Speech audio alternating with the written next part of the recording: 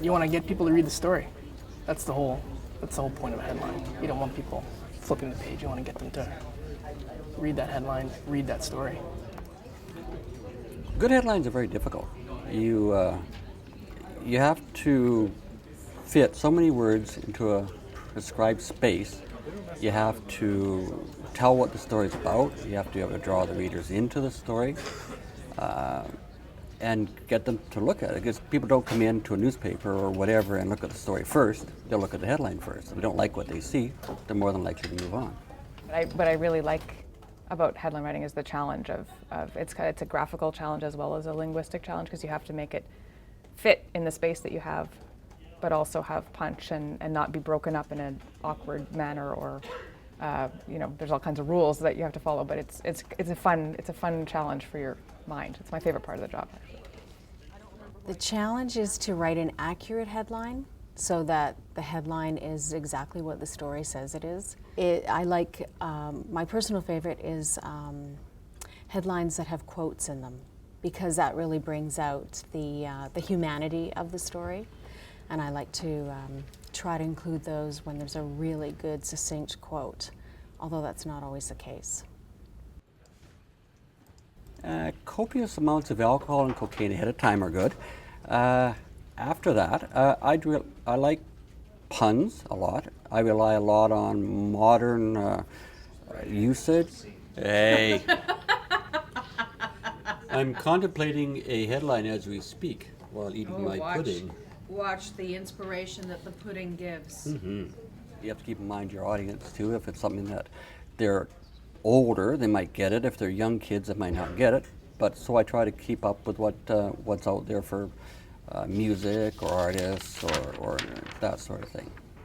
The headline has to reflect the story, and sometimes the stories are repetitious. The challenge is always to advance the head, as we say. You got to advance the story, find a new angle, and so the head has to reflect the angle that's new. You don't want a yesterday head, is what we call it, a yesterday head. That was yesterday's story. Same head could have gone in yesterday's story, so you have to advance it, and you have to write a headline that reflects how the story is doing that.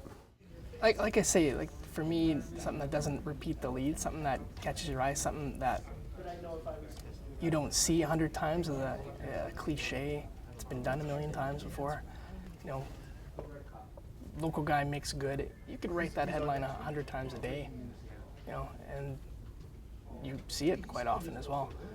But the challenge is to not just come up with something different every day. Yeah, he said because it's just like this made up kind of bullshit title. It's not like an official, like president or clergy or like that kind of bullshit. Well, my own personal preference, I enjoy writing this more straight, newsy headlines myself that give you an idea of what's in the story. That's my preference. Maybe that's matches my personality a bit. I like the facts. I like things to be clear. But certainly, especially in like sports sections, and certainly in arts and life sections, a headline with a bit of humor and a bit of pizzazz can go a long way as well.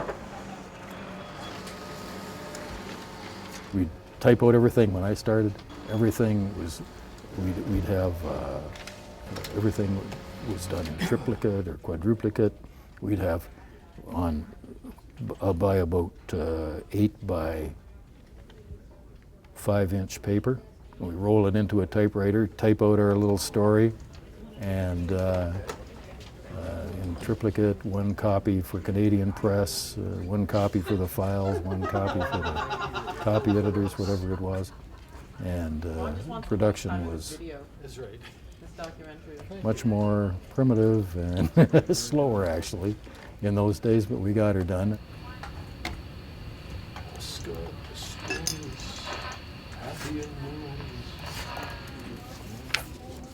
Right now, as you can see, I'm using a proof sheet, a paper proof sheet.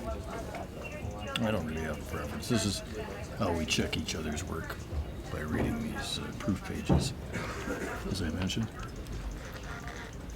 For me, the biggest challenge is coming up with something catchy that isn't a cliche.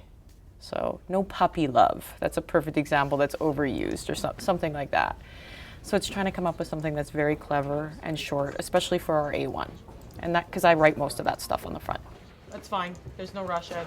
It's a lesson to all of you. Look at the dates. So I'll say could be. Then that we're totally safe. Who has page A8? I don't remember who I gave that to. Andrew, it was you, right? We generally have enough stuff.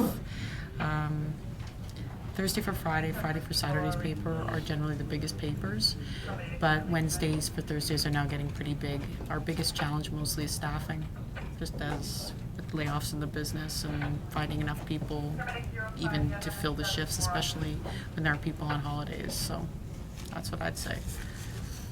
But there haven't been any surprises tonight? Any delays or? Nothing, and I love those nights. Basically, there's two deadlines at the Free Press, two print deadlines. The regular deadline is 10:45 p.m. and the second deadline is around midnight 12:30, and yeah, it's always a race. It's always a race against the clock because inevitably something happens to mess things up. Whether that's a late breaking story or something we've caught, a story that needs to be spiked. Which happens often. Something that needs to get in at the last minute. It's always something going on. Especially the front page. That's always which I've learned lately. It's always the big one. But papers got out every day for 100 years, pretty much. So we're doing something right here. We have fantastic headline writers here. I believe, if I'm not mistaken, that Jill Wilson has been nominated for headline writing awards. Jeff Slusky writes some great headlines. Off the top of my head, I would probably say Bud. Well, you interviewed one of them. Joe Wilson is definitely up there. Andrew Maxwell's a very good headline writer. Not me. Not me. News side, Bud Robertson. I like Bud Robertson's headlines. For sports, be Darren Hargreaves. Sports, Darren, who they call Mr. Golf.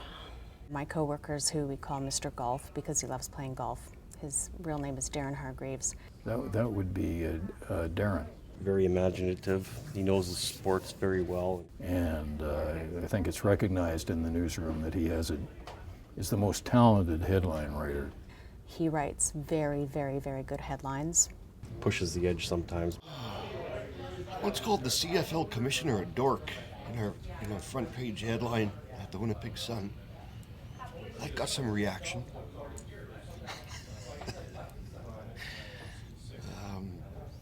But I meant it in a friendly way. When I look at our copy desk, everybody has their strengths and weaknesses.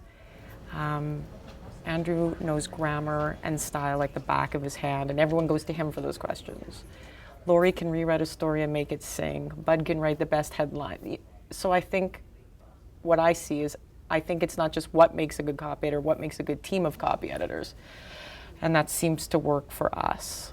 Like everybody seems to have like one exceptional skill or two, you know, but it all comes together. Because he wouldn't give him a cigarette and stood by munching on donuts as the victim slowly burned to death. It's like, that's what happened. And how do you know, yeah, it was the donut muncher that caught my eye actually and got me to read the rest of the story. And I just found out today who wrote that.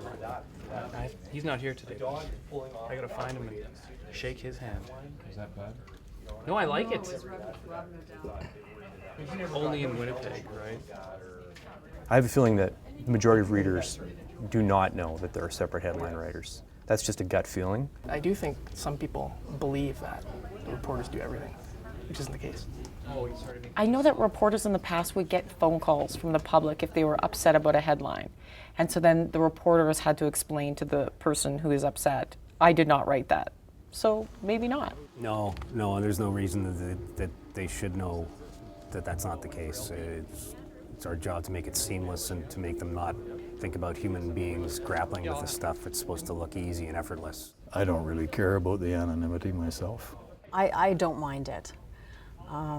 It just goes along with the job. I was a reporter for many years, and I got to the point where I didn't really care if I saw my name in print. It just became so commonplace. I think it's completely fair. It's a job. If you want the glory, you'd be a reporter or a photographer. It's nice to be acknowledged by your peers. It's nice when you have awards that possibly come down, or just an editor say nice headline or whatever, and that's pretty good. That's pretty rewarding. It's an important job. it's nice to do an important job. There's a lot of people that can't say that they do something that's terribly important or of consequence, so it's kind of nice to be able to do something that has a larger meaning.